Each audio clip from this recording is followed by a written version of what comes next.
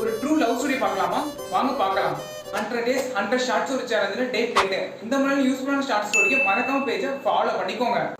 Princess Nilofer 1960ல Ottoman எம்பையர்ல வந்து பிறக்கிறாங்க. இவங்க ஃபேமிலியோட வந்து லண்டனுக்கு ஷிஃப்ட் ஆகிறாங்க. கொஞ்ச நாள் கழிச்சு உங்க அப்பாவும் இறந்து போக இவங்களுக்கான அரச மரியாதை எல்லாத்தையும் எடுத்துட்டு நார்மல் பீப்புளை ட்ரீட் பண்றாங்க. பப்ளிக் ஸ்கூல்ல படிக்கிறாங்க, பப்ளிக்கோட தான் இருக்கிறாங்க. இவங்களோட மெயின் கோலே வந்துட்டு மெயின் பிரின்சஸ்க்கு வந்துட்டு சர்வெண்டா இருக்கணும். மெயின் பிரின்சஸ்க்கு வந்துட்டு ஒரு நாள் ப்ரொபோசல் வருது. அந்த ப்ரொபோசல் அக்செப்ட் பண்ற விதமா இவங்களுக்கும் வந்து 15 இயர்ஸ்ல வந்து மேரேஜ் பண்ணிடுறாங்க. ஆஃப்டர் மேரேஜ்க்கு அப்புறமா ஹைதராபாத் வர இவங்களுக்கு குழந்தை இல்லாத ஒரே காரணத்தினால இவங்களை வந்து டிவோர்ஸ் பண்ணிடுறாங்க. வருத்தத்துல இருக்கிற இவங்க கொஞ்ச நாள் கழிச்சு லண்டனுக்கு வந்து திரும்ப போயிடுறாங்க.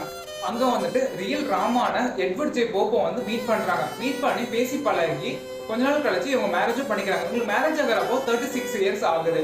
லைஃப் வந்து ஸ்மூத்தா போயிட்டு இருக்கிறப்ப கொஞ்ச நாள் கழிச்சு இவங்க வந்து இறந்து போயிடுறாங்க. இறந்து போனதுக்கு அப்புறமா இவங்களோட லைஃப் ஸ்டோரியை வந்து ஒரு பயோபிக்கா எடுக்கணும்.